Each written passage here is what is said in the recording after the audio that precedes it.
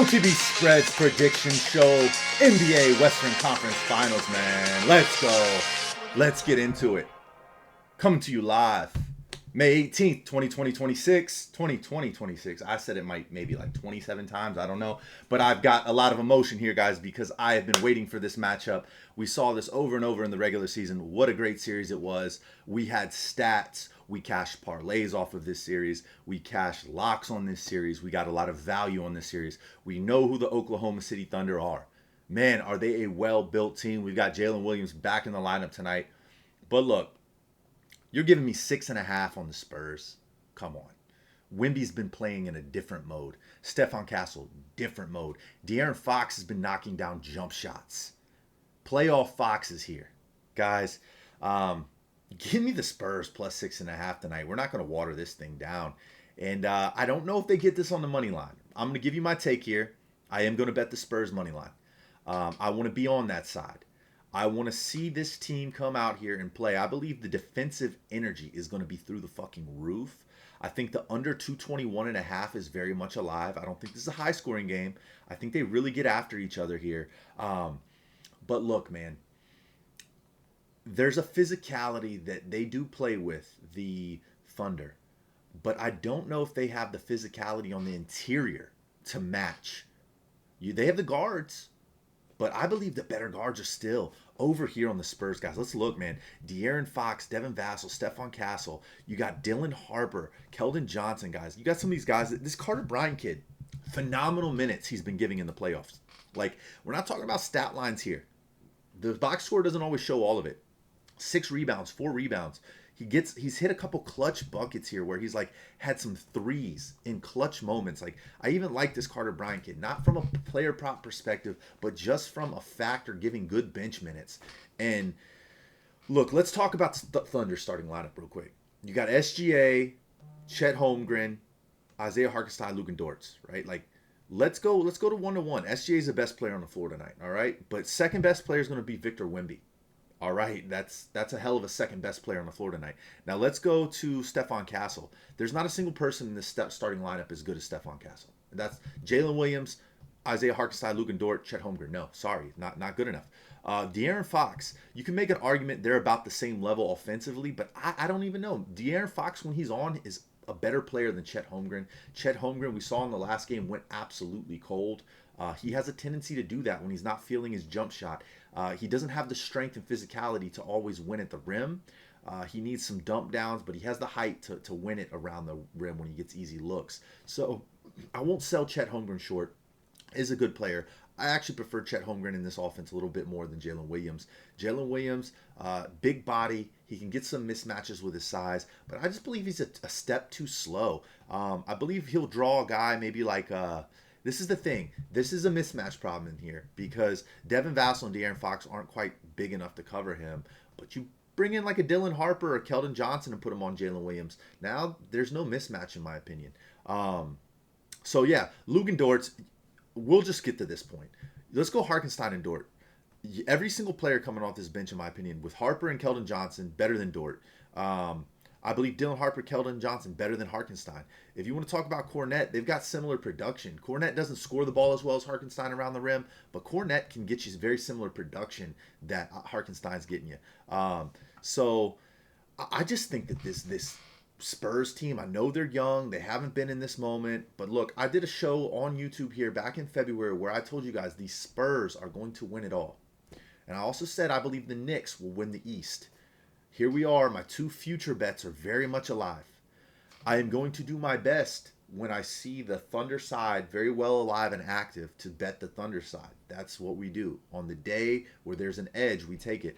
I just believe first game plus 6.5, way too many points. That's where the edge is. I'm going to go with the Spurs here, plus 6.5. If you want to take the alt line at minus 124 for plus 7.5, even better. And then I believe the under is very much alive here, under 221.5. They're going to play each other physical. They're going to get after each other. But I don't always love betting the unders. It limits you, puts a ceiling on you. It just depends on how much there is. You know, in that NHL matchup today, I love that the over 5.5 at plus money. We just saw, an 11 goal game the other day. So I'm surprised they didn't react to that at all. So here, man, let's wrap it up. Let's talk about a couple player props. But yeah, we're gonna talk. We're gonna go Spurs here, +6.5. Love this spot for them, man. Dylan Harper, points and rebounds over 14.5. He's on a hot streak. I absolutely love this. If they're going to win, they need production for Dylan Harper. They need him to get anywhere between 10 to 15. He should be getting that. He's been very productive. He rebounds the ball well. So give me the points and rebounds on the over 14.5 for Dylan Harper for one of my favorite player props. Couple others that I agree with. AJ Mitchell, I do kind of like him for a steal, man. He had 4 and 3 that last game, but he had that streak where he didn't have any. But I do like AJ Mitchell for 1 steal. I think there's some value there. So I would give it a look because he hasn't been hitting on it, but the last 2 games he's done well, and then he had that cold streak. But I do like him there for a steal. Devin Vassell, we're getting recommended for a steal as well. Jalen Williams, over 1 3-pointer made, right? Like, he hasn't played in a while. I'm not going to be on any Jalen Williams lines, but something that we see from time to time when a guy comes back off of injury, they settle for the easier shot. So I wouldn't be surprised to see him knock down 1 3. So over 1 3 made for Jalen Williams. I don't hate that one either, guys. I would lean that over there as well from what we're being fed here. And then, look, our boy Wimby, man. He's going to have a game tonight. I believe we look for Wimby for anywhere between 3 to 4 blocks. He's going to have to rebound the ball better tonight. I think his stat line finishes somewhere around 24 points, 8 rebounds, and goes from there. Let's take a look at his matchup history here and what he's done. He's had 22, 17, 19, 12, and 22. I don't believe he hits the 25 mark tonight. That's my opinion, guys. I don't believe he hits the 25 mark, but he does rebound the ball well against them. I like him for 8 to 10 rebounds tonight. I do like him for a couple blocks. He always seems to have at least 2 blocks against them. 2 is the safe side, but there's not a lot of value there. Give me 3 blocks for Wimby. Give me about 10 rebounds for him.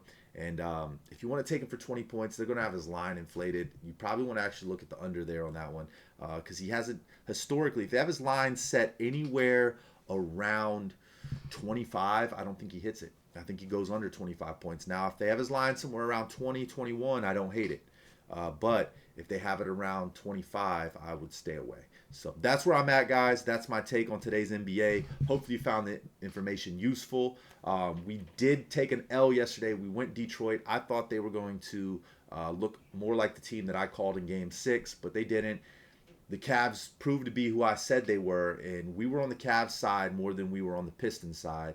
I just thought that the Cavs blew a momentum shift there in Game 6, but the Cavs came out in Detroit and took care of business, belt to ass.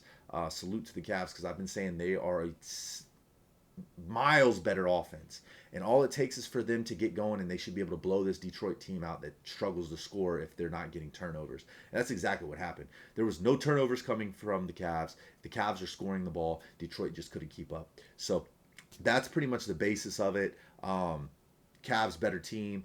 And now I believe the Knicks are in a little bit of trouble. Not a ton, but I do believe this Cavs team matches up a lot better with the Knicks than the Pistons would have. So I think the Knicks were probably hoping they got the Pistons. And I'm thinking now it's like, we'll see. This Cavs team, they can be dangerous when they get hot, especially from 3. So let's see what happens. The Knicks struggle to shoot the 3 ball. Just remember that. So that could be a big factor in this next series. We'll get to talking about that one tomorrow on the YouTube, man. Make sure to drop a like. Make sure to let me know a comment which side you lean if you think that the Spurs are just outmatched here tonight. If you really think Oklahoma City is going to beat them by 10. So that's where I'm at, guys. Make sure to drop a like. If you want my premium plays, you know where they're at. They're in the description tab. If you want to download and sign up for free for this app here, guys. This here's Blowout Alert. This is our best data and analytics app. Get everything from quarter scores. How have these guys been scoring in the first couple minutes of the game? Who scored X amount of points in each game? So these guys have scored 3 points in each quarter. So SGA and Wimby 2 times out of the last, SGA 3 times, Wimby 2 times out of the last 5 games. They have scored that at minimum 3 points in each quarter. I think that SGA and Wimby are both active for that line, 3 points in each quarter. That might be a nice little plus money play. Wimby and SGA 3 points in every single quarter tonight. See how that shakes out. All right. Have a good one, guys. Catch you next time. Links in the description tab if you want to sign up. Use code word EDGE. See you then. Let's get it.